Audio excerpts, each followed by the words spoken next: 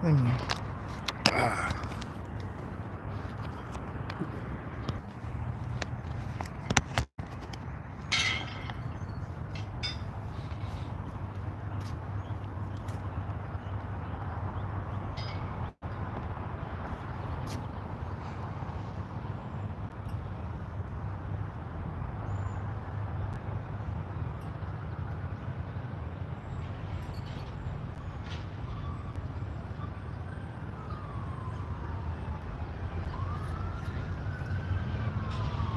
Testing, testing. When prophets on the scene, judgment is nearby.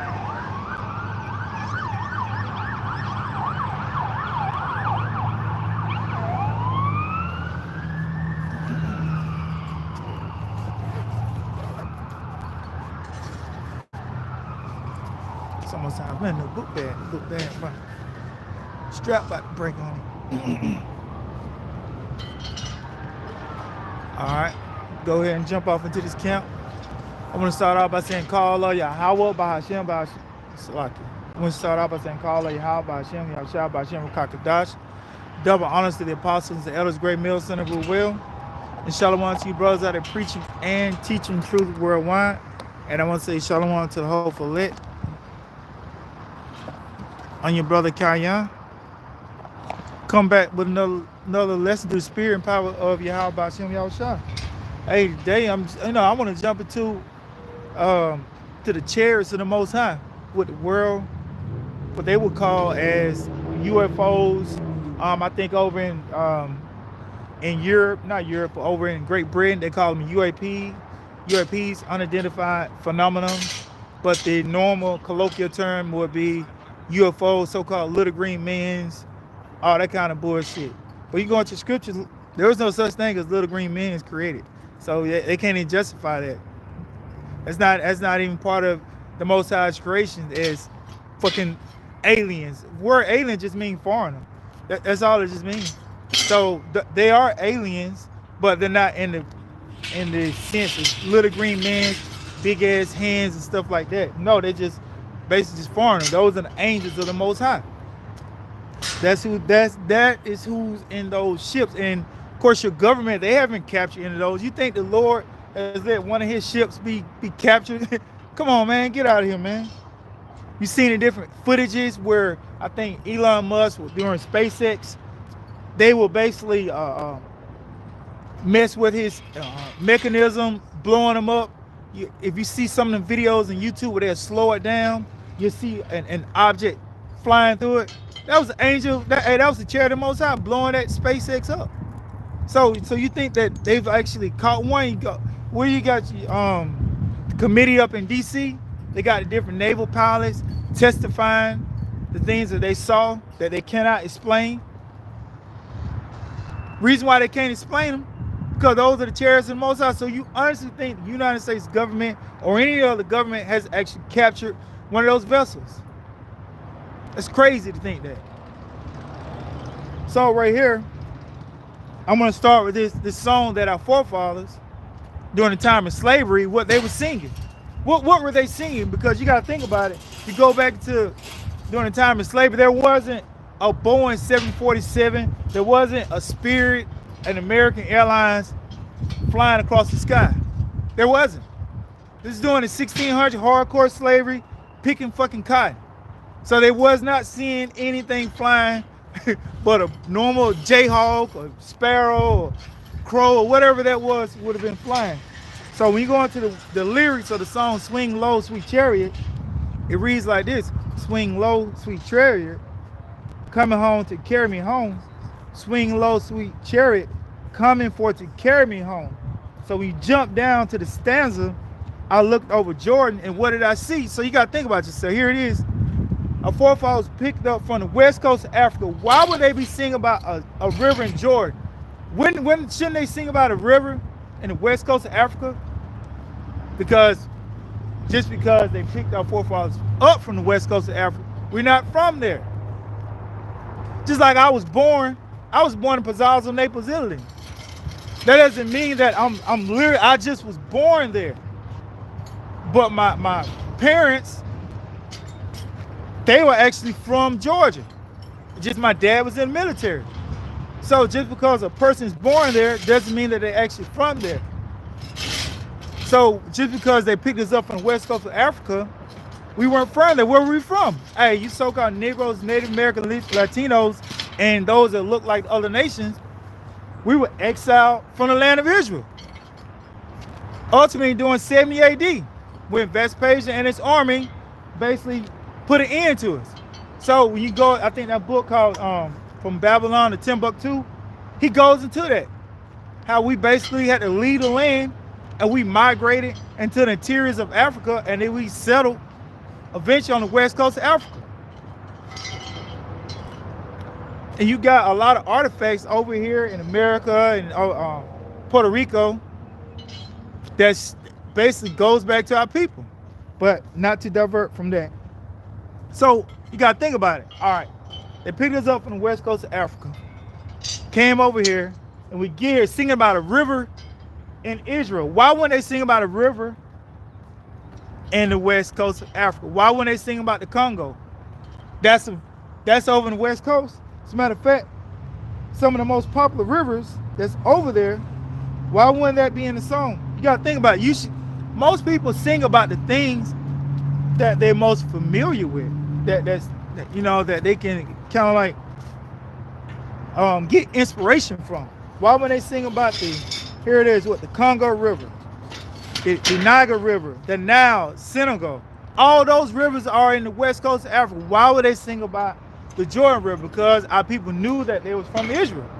Now, during the time of slavery, the Israelite was beating out our people. You go into the movie with The Roots, he tried to say he was he's a Mandingo warrior. What did he tell him? No, you're not gonna be fucking Toby, boy.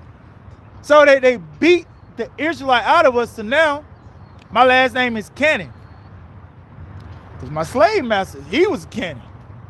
And you that are Williams or Roberts or Washington or whatever your fucking last name is, that's the last name that was given to you.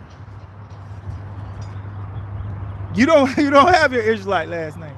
You don't have your Israelite name. Because it was what? Beaten out of us. So you gotta think. So like I was saying, going to lesson, the chariots of the Most High is what our forefather was singing about during the time of slavery. So I'm gonna get some scriptures to prove this. Basically going to the chariots of the Most High. Those aren't actually UFOs or what the world would call, think that they're aliens and stuff like that. So first precept I want to jump into in 1 second.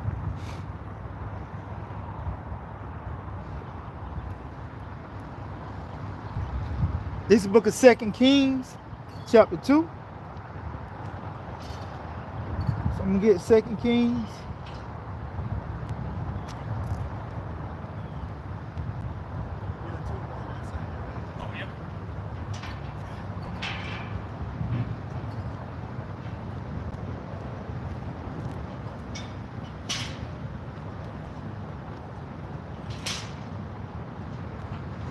All right, I'm going to jump down. 2 Kings 2, I'm going to start at verse.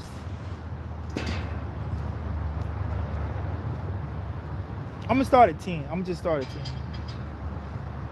And he said, thou hast asked a hard thing. Nevertheless, if thou see me when I am taken from thee, it shall be so unto thee.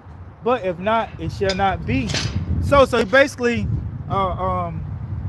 Elisha, he was asking for a double portion of the spirit that Elijah had. So he said, if you see me when I get taken up, hey, it's so, but if you don't see me when I leave, the Lord ain't gonna give it to you.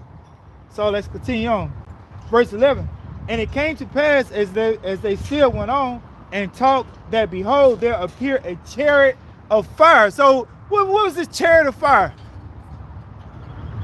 That's how they described it during that time frame. But that what the word will call would be a UFO. This chariot of fire and horses of fire, and parted them both asunder, and Elijah went up by a whirlwind into heaven. So he went up. He was taken up.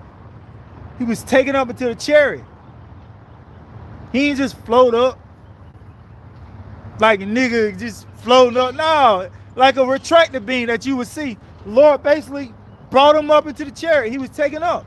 And Elisha saw it. So what happened? Let's find out.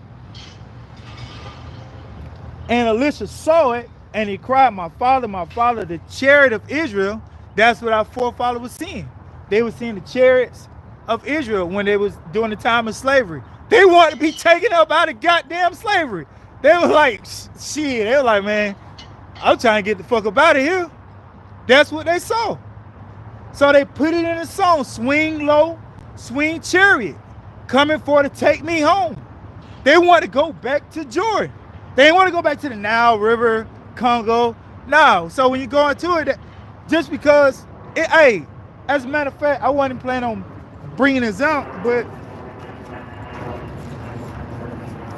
just because Africans have dark skin don't mean that we're the same people. So this is in your scholars. This is a Zondervan Pictorial Compact Bible. So let's go and get this real quick.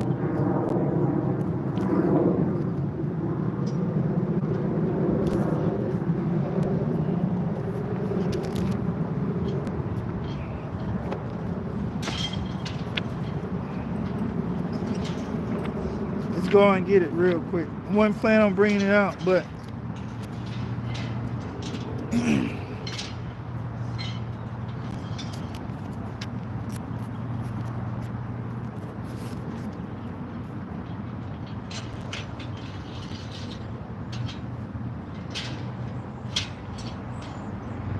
all right, so Noah had 3 sons. His 3 sons were Shem, Ham, and Japheth. So the people in Africa, they come from Ham. They're Hamites. And then so let's go through it. So they think that we all come from Ham. But when you go into the Zondervan Pictorial Bible, the compact, the scholars, they know it's a difference. So let's read it. So Ham, the youngest son of Noah, born about 96 years before the flood, and one of the 8 persons to live through the flood, he became the progenitor of the dark races, but not the Negroes. So let me get this straight. He became the progenitor, which is the forefather of the dark races, but not the Negroes. Aren't the so-called Negroes are a dark race? See, they fucking know it's a distinction between the Hamites and us. So when they say black people sold other black peoples in slavery, you're partly right. Hamites sold the Israelites into slavery, if you want to be technical, because the scholars, they know that there's a difference between us and the Hamites, and the Lord knows there's a difference between us, because the spirit in them goddamn Hamites is totally different. A actual African nigga that's looking like he goddamn blue, black, it's a total difference between us. They eating cow piss and all that kind of fuck shit. We ain't eating no goddamn fucking shit turds and putting that shit all in our hair. We ain't doing that. They do that shit over there. Had them big ass gazes and shit. No, we ain't doing that shit. Hell no. So it's a difference between us and the actual Hamites. And it's, hey, even your scholars know that. But they got you thinking that we all the same. Nope, we're not. I'm gonna finish it up. He became the progenitor of the dark races, but not the Negroes, the Egyptians, the Ethiopians, the Libyans, and the Canaanites. So he is a progenitor of those people.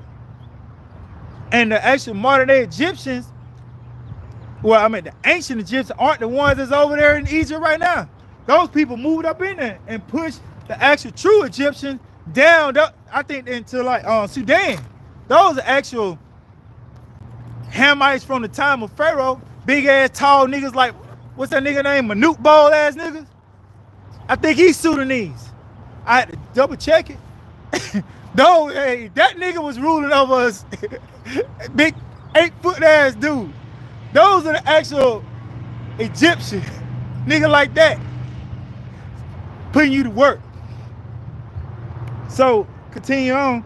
So as I was going into, just speaking about the chariots, our forefathers, they was seeing the chariots of the Most High, chariots of Israel, so they want to be let go during the time of slavery. And I'm talking about this slavery over here in America, Babylon the Great.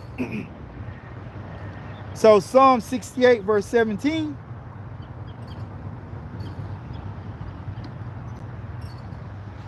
Psalm 68 and 17. The chariots of the Most High are 20,000, even thousands of angels. The Lord is among them, as in Sinai, in the holy place. So yeah, so the chariots of the Most High.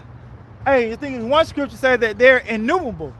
So when you see when the Lord come back, it's gonna be like what you see in your movies, alien invasion. You Esau, your guys got that right, man. There is gonna be an alien invasion. It's gonna be an invasion of the chariots of the Most High, coming to take this goddamn devil out of rulership. So you're right. There will be an invasion, but it's the chariots of the Most High. There's not little green men's in those vessels. It isn't. Psalms 104 verse 3.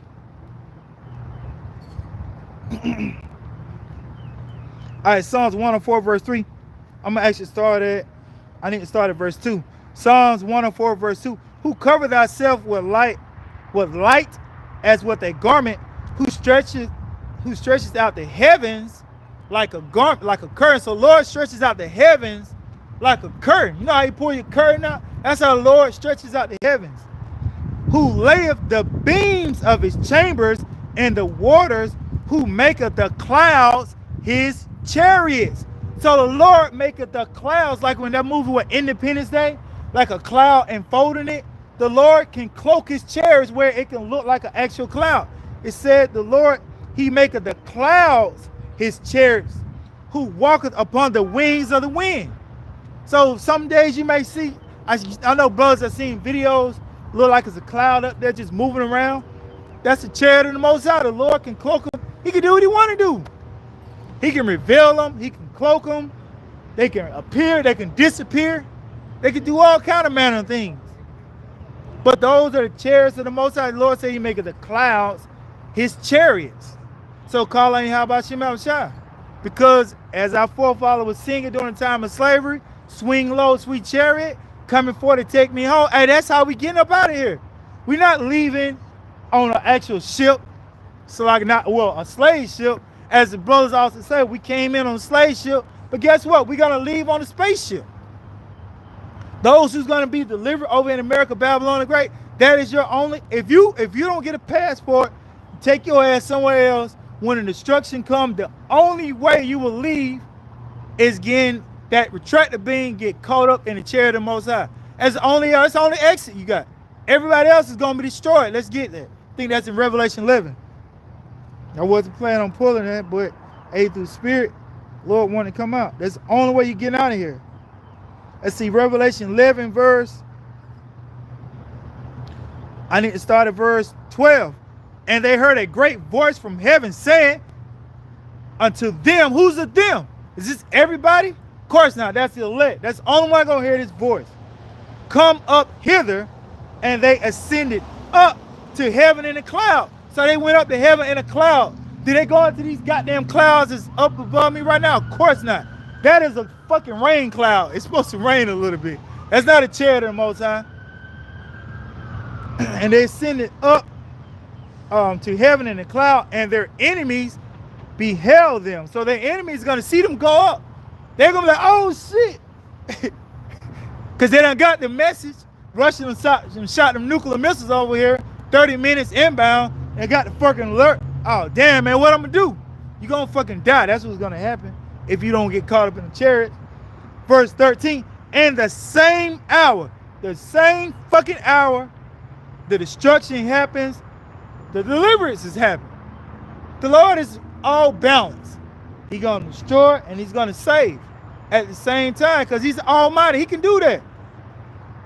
And the same hour was there a great earthquake, and the 10th part of the city fell. The 10th part of the city, that's going into America. How do we know it's America? Okay, when you look at America, it's divided into, it has 10 FEMA zones, and it also has 10 distinctive zip codes. You go up north, you got 0.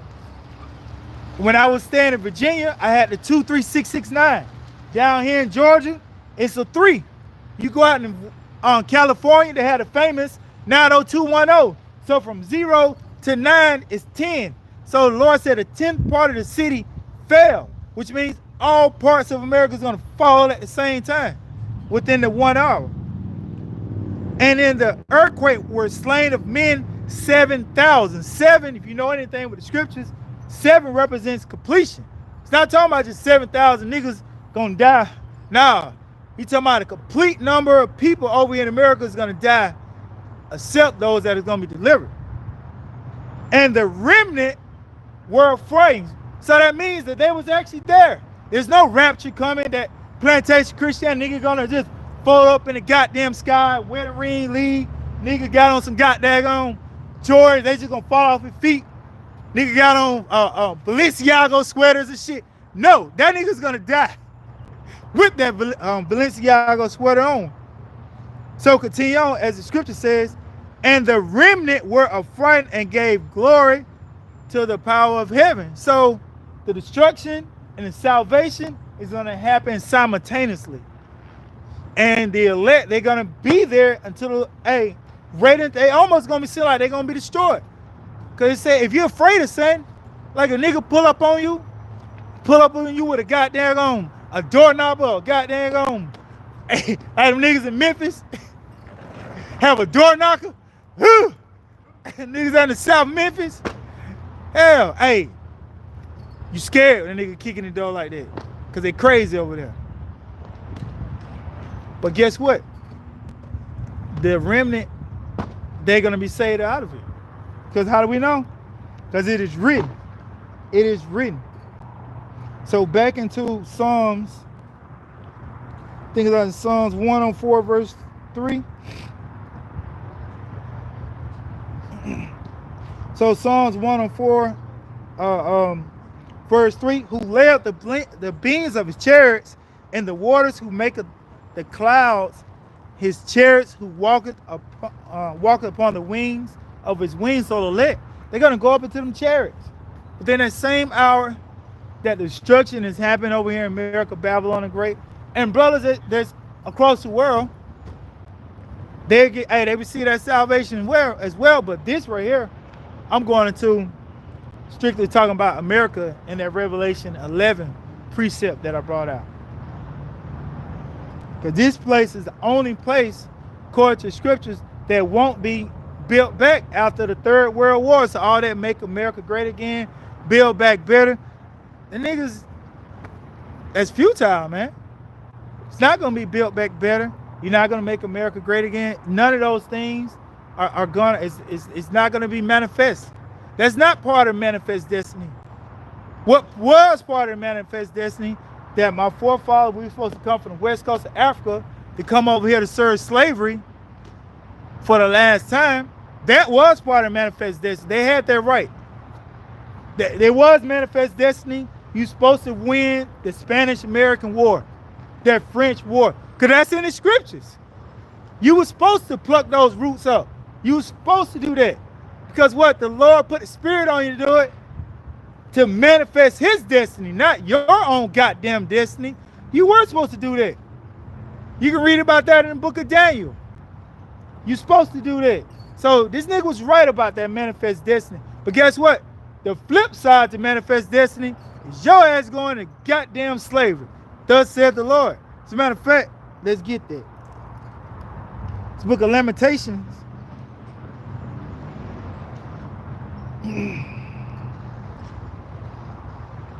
Lamentation 4 verse 21. Rejoice and be glad, O daughter of Edom. Daughter of Edom. Who's Edom? First and foremost, Edom. Esau is Edom. That is the so-called white man. That's his biblical nationality. He's not Russian.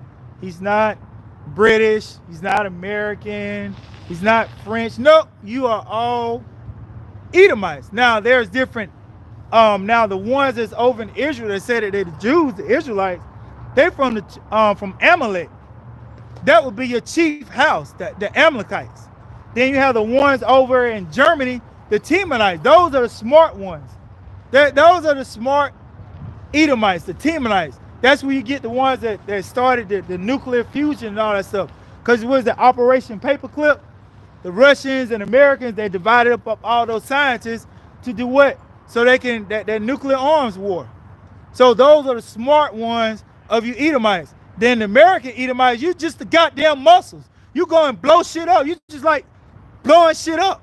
You just the one that, if it's a war to hell, they send you niggas in there to wreck shop. You just the goddamn muscle, that's all. You're not the smart ones. You're not the one with all the goddamn money. You just go and blow shit the fuck up. So continue on. Rejoice and be glad, O daughter of Edom, that dwelleth in the land of Uz. The cup also shall pass through unto thee. What is this cup the Lord is talking about? Is it a cup of Everclear? Cup of scotch? Of course not. The Lord ain't talking about no goddamn liquor. This cup is a cup of fucking slavery the Lord is talking about. Unto thee thou shalt be drunken and shalt make thyself naked. The punishment of thine iniquity is accomplished, O daughter of Zion. So this is during the time of Jeremiah when he wrote this. This is the book of Lamentation.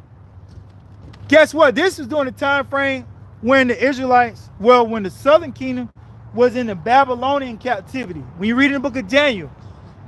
So they left the Babylonian captivity, went into the Medo-Persian captivity. So from that, then they went to what? The Greek and then the Roman captivity. So this, he said, thine iniquity is accomplished. So it wasn't accomplished during that time frame. Because what? When the Lord was on the scene, our people was under the Romans. So when was this is going to be fulfilled? It was during this time of slavery over here in America, which is known as Babylon the Great. That now our iniquity is accomplished. We're not going back into slavery no more. Is it? But guess what? The manifest destiny, the flip side of that coin, the Lord just said, they're going to drink of that cup.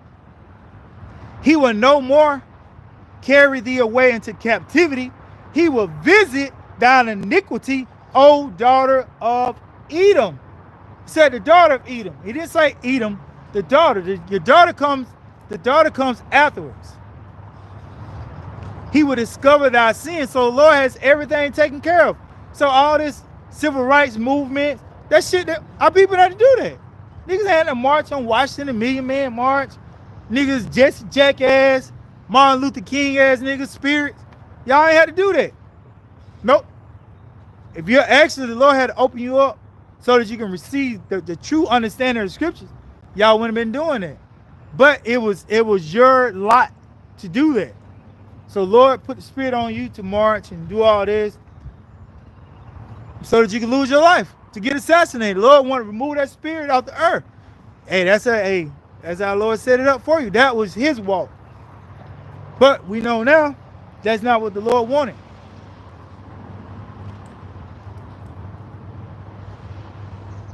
All right, back here in Psalms 68.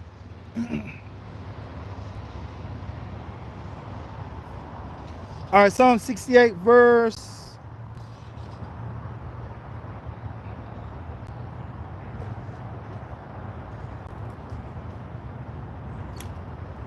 Psalm 68:33. To him that rideth upon the heavens of heavens, which were of old, lo, he doth send out his voice, and that a mighty voice, ascribe ye strength unto the Most High. His excellency is over Israel, and his strength is in the clouds. So it's in the Lord's strength, is in the actual clouds. It's going into those chariots. That's the Lord's strength. What else? O power, thou art terrible. Out of thy holy places, the power of Israel is he that giveth strength and power unto his people. Blessed be the Most High. So let's get this Habakkuk or Habakkuk 3 verse 8. Habakkuk 3 verse 8. Was Yahweh displeased against the rivers? Was thy anger against the rivers?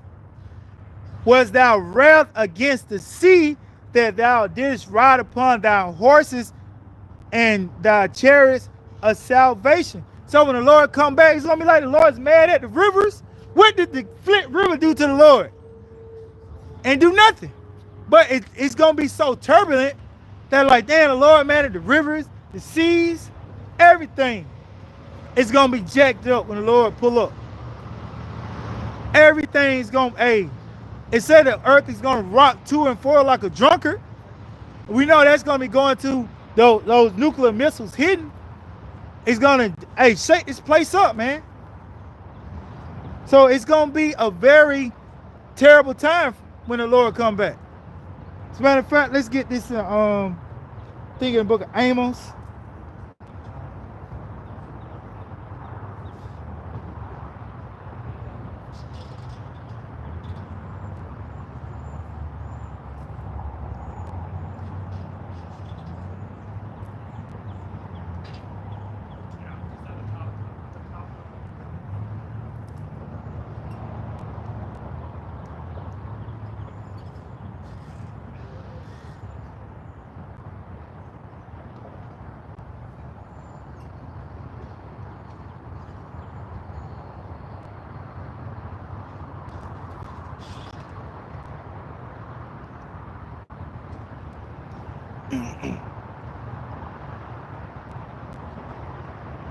All right, this book of Amos chapter 5 verse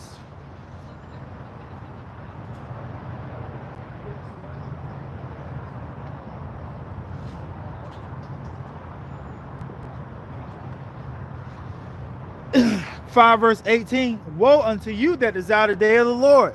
So the Lord said destruction to you. You people were talking about, I can't wait till the Lord come back. Woe unto you that desire the day of the Lord. Why?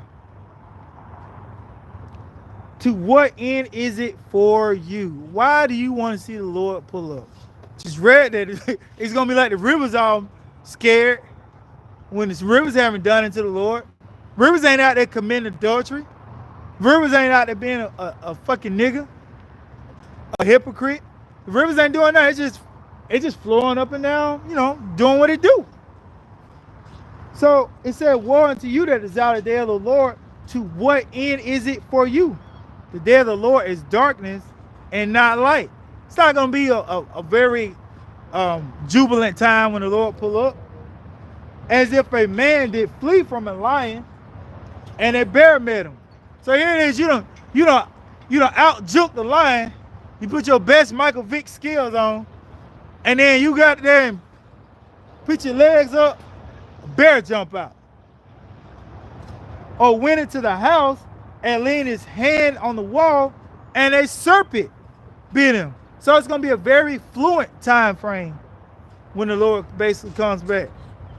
You got to basically, hey, if you're not covered, you're going to die.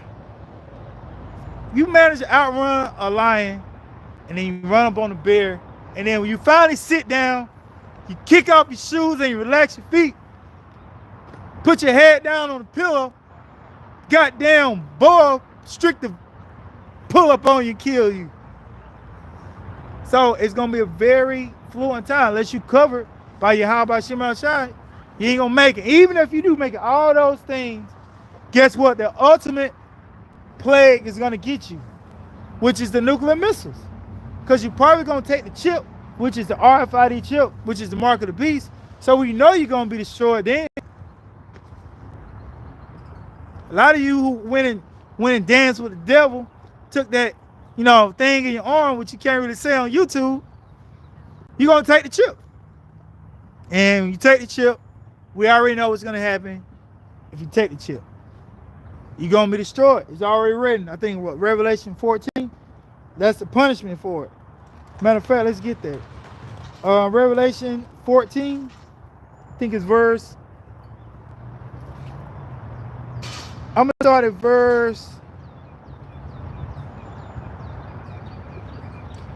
verse 9. Revelation 14 and verse 9. And the third angel followed them, saying with a loud voice, if any man worship the beast and his image, and receive his mark in his forehead or in his hand, the same shall drink of the wine of the wrath of the Most High, which is poured out without mixture into the cup of his indignation, and he shall be tormented with fire and brimstones in the presence of the holy angels and in the presence of the Lamb. So what is this talking about? First and foremost, it said in the presence. That means you're in, in the presence doesn't mean you're in some far place. So they're going to be tormented with fire and brimstone. So we know this isn't talking about actual hell, place where you burning for 1,000 eternity. Oh, no, this ain't no goddamn hell. That's a myth that they sold you people. Here it is, for 30 years worth of sin, you get to burn for all fucking eternity. Where does that make sense? But your slave master, this nigga had all kind of slaves, and on his deathbed, he say, Jesus, save me. This nigga been a goddamn demon all his fucking life. Then when he died, he say, Jesus, save me. Now he go to fucking heaven. But you been a nigga for 22 years, and you get killed over there on, what's that, Jefferson Street. Now you go to hell for all eternity. Doesn't make sense, because that is some bullshit they sold our people so that they can go into them Babylonian temples and be all scared. There's no place where you're going to burn for all eternity. Doesn't exist. Because right here, it says you're going to be in the presence of the Lamb. The Lord. So let me guess, the Lord going to be in hell with some bleachers eating popcorn while you niggas burning. Oh, man, look at, oh, shit. No, that place is talking about America. That actual lake of fire, that's talking about America basically burning. That's not a place under the abyss where you burning for all eternity. But you supposed to see the smoke burning. If it's under the ground, how the fuck I'm gonna see the smoke burning? I guess it's gonna be a big ass fissure.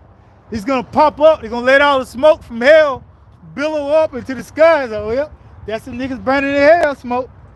Told them you should have gave it life to Jesus Christ. People crazy, man, if you believe that shit. So as the scripture goes into Revelation 14 verse 11, and the smoke of their torment ascended up. So the smoke is ascending up now.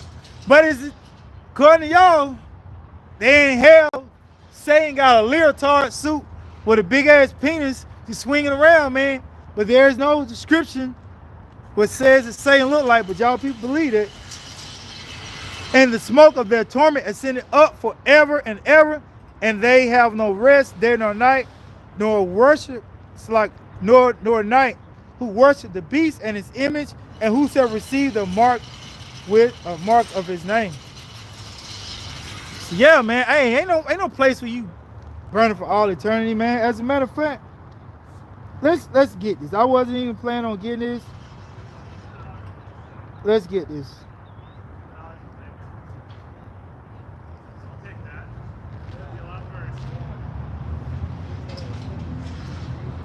All right, the book of Ecclesiastes 3 verse.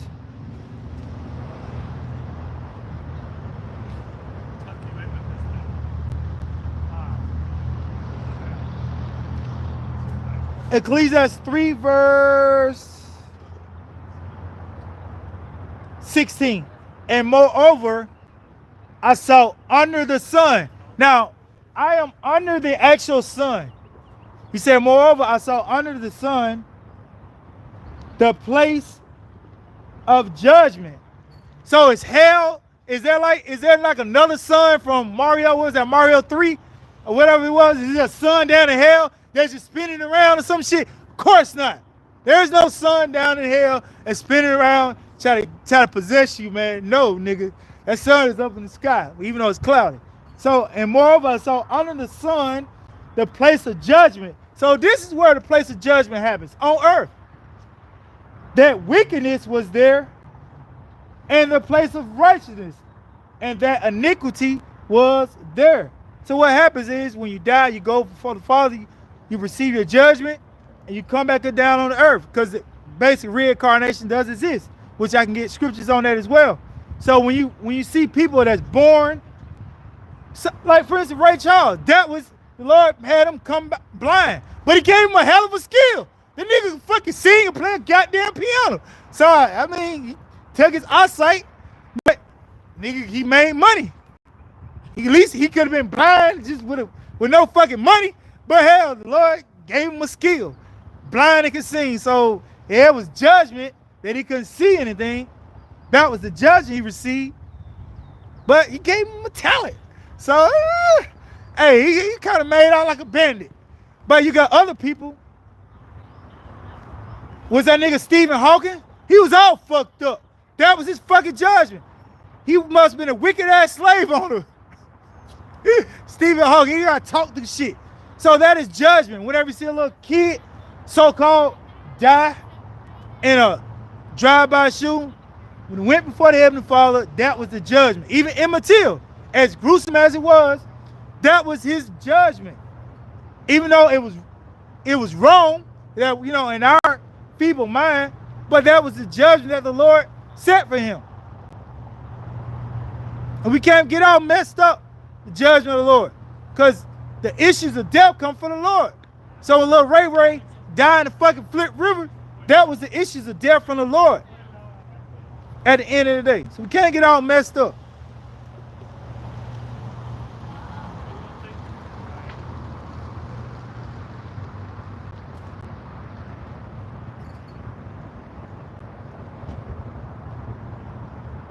All right, so Ecclesiastes 3 verse 20. All go into one place, and all are of dust, and all turn to dust again. Who knoweth the spirit of man that goeth upward, and the spirit of the beast that goeth downward to the earth? So what is this saying? When you die, everyone goes to heaven. The spirit, your animal, goes into the ground and basically comes back onto the earth. That's how the basic cycle of life. So that those wicked rulers, they all go to heaven.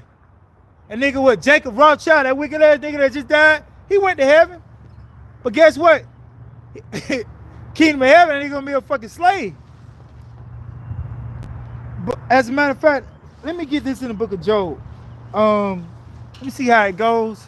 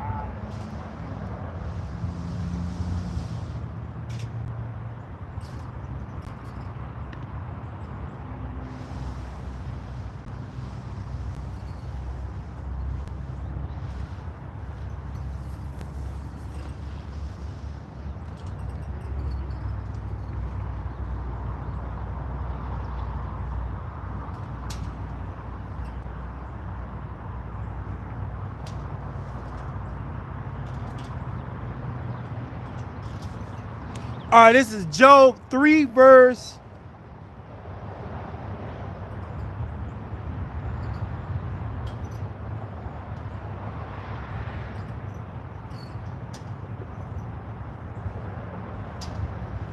All right, Job 3 verse 17.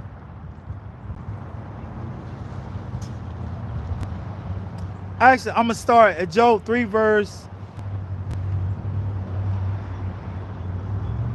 I gotta start at verse 11 to get a context of what Job is speaking about. Job 3 verse 11. Why died I not from the womb? So look, Job didn't want to be born. He said, why did I not die from the womb? Why did I not give up the ghost when I came out of the belly? So he like, why did I die when I was Job wanted to be a stillbirth, because much hell he was going through during the time frame. Why did I just die? Why did the knees prevent me? Or why the breast should I suck? For now should I have lain still and been quiet, I should have slept then had I been at rest. So he basically is talking about in the spirit realm. So I'm going to jump down and get what the point that I want to get. Just kind of give me the context. He basically wanted to be back in the spirit realm, up in the heaven. This is what's going on in the heavens right now. There, the wicked cease from troubling. There is no wicked ass person troubling you. He said, there the wicked cease from troubling. So what does it tell you? Both good and bad are in the heavens right now. There the wicked cease from troubling. The wicked ain't in hell, burning for all eternity with Satan. And there the weary be at rest. There the prisoners rest together. They hear not the voice of the oppressor. So you don't hear anybody oppressing you during that when you're in the heavens. You're at rest. The small and great are there. So those that are small in stature and those that are great in stature are both in heaven right now. And the servant is free from the master, from his master. Wherefore is light given to him that is in misery, and life unto the bitter and soul.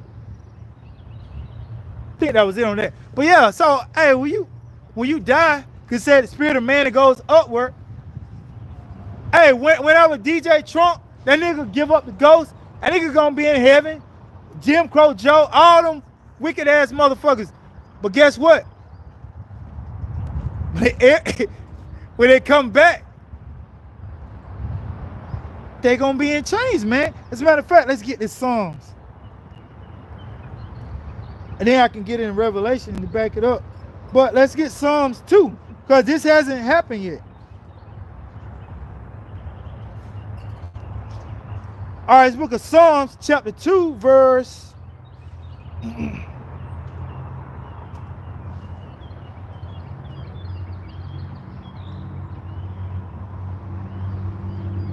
I'm going to start at verse 8.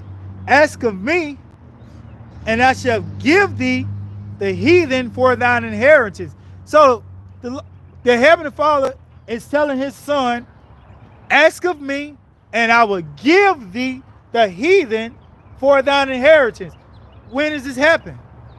Hasn't happened. This is going to the kingdom of heaven. And the uttermost parts of the earth for thine possessions. Thou shalt break them with a rod of iron. Thou shalt dash them in pieces like a potter's vessel. So here it is. This is the Heavenly Father saying you're going to have the other nations as your possession. So if everybody going to heaven, somebody going to be a possession of someone.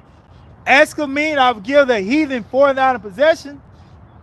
Possession means you own something. You got the title to a car, that's your fucking car. Do what you want to, whatever you want to do with it. So the Heavenly Father said the other nations are going to be the possessions of his only begotten son. But guess what?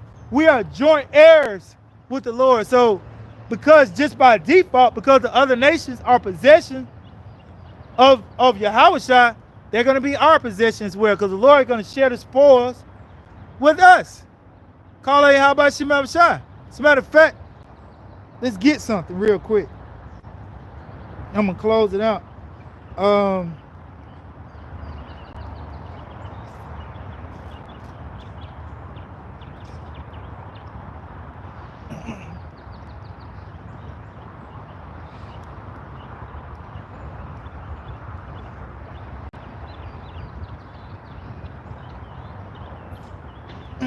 All right, Ezekiel 25. We start at verse 13. Therefore, thus said the Lord power, I will also stretch out my hand upon Edom, and will cut off man and beast from it, and I will make it desolate from Teman, and they of the Dan shall fall by the sword. Because see, this hasn't happened. Esau is Edom, so-called white man, they're the Edomites, and I will lay my vengeance upon Edom by the hand of my people Israel. So Lord is we're gonna get the payback, but not on this side. Y'all niggas can't do it yourselves. You gotta wait on the Lord. What does the Lord say? And I will lay my vengeance. This is the Lord's vengeance. It's not my vengeance. It's the Lord. Lord pissed off at you niggas. And I will lay my vengeance upon Edom, the so-called white man, by the hand of my people Israel, and they shall do in Edom according to mine anger and according to my fury, and they shall know my vengeance, said the Lord power. So this is the Lord vengeance. At the end of the day, we can't even get mad enough.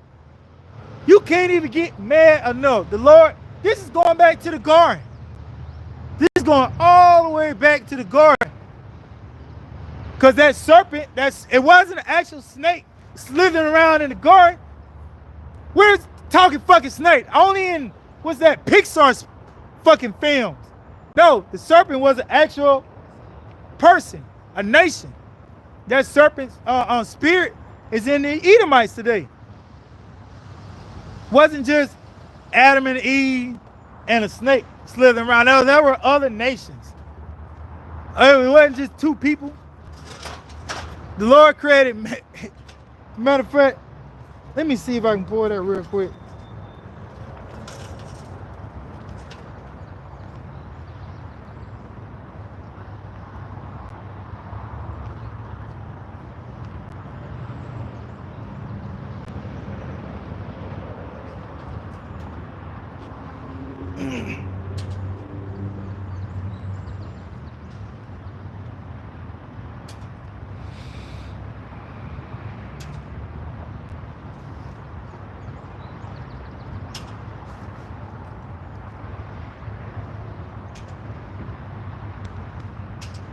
All right, let me just get this real quick. Genesis 5, verse 2. And it reads, male and female created he them. Male and female created he them, and blessed them, and called their name Adam. So during the time of creation, everybody's name was Adam. They were known as the Adamites. Lord said male and female created he them. So woman wasn't taken from a rib. Here's Lord performed the first surgery, pull a rib out. Man, but see, that's what plantation Christianity give you. Like a nigga took an apple and now everybody is just bugged out into sin now. No. I just read Genesis 5, male and female created he them. So Lord created male and female at the same time. But they're both of their name. Everybody was named Adam during that time frame. Wasn't no Eve during that time. Everybody was just named Adam. Keep it simple. Everybody named Adam.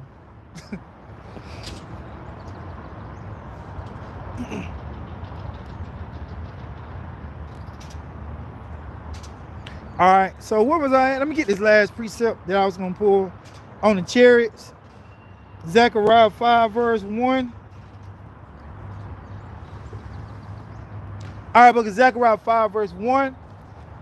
Then I turned and lifted up my eyes and looked, and behold, a flying roll. So the prophet Zechariah, he saw a flying roll. When the last time you seen a flying roll? It's not talking about an actual flying roll, what we would think of, but this is a chariot.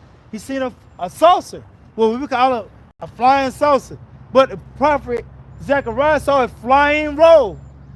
That's how he described it. And he said unto me, what seest thou? And I answered, I see a flying roll. The length thereof is 20 cubits, and the breadth thereof 10 cubits. Then said he unto me, this is the curse that goeth forth over the face of the whole earth, for everyone that stealeth shall be cut off. That's you, Esau, you so-called white man. You the one who stole every fucking thing. And you call it manifest destiny. It said this is the curse that goeth over the face of the earth. What else? For everyone that stealeth shall be cut off, as on this side according to it, and everyone that sweareth shall be cut off, as on that side according to it. I will bring it forth, saith the Lord of hosts, and it shall enter into the house of the thief. We know who the house of the thief is. And into the house of him that swear falsely by my name, and it shall remain in the midst of his house. and shall consume it with timber thereof and the stones thereof.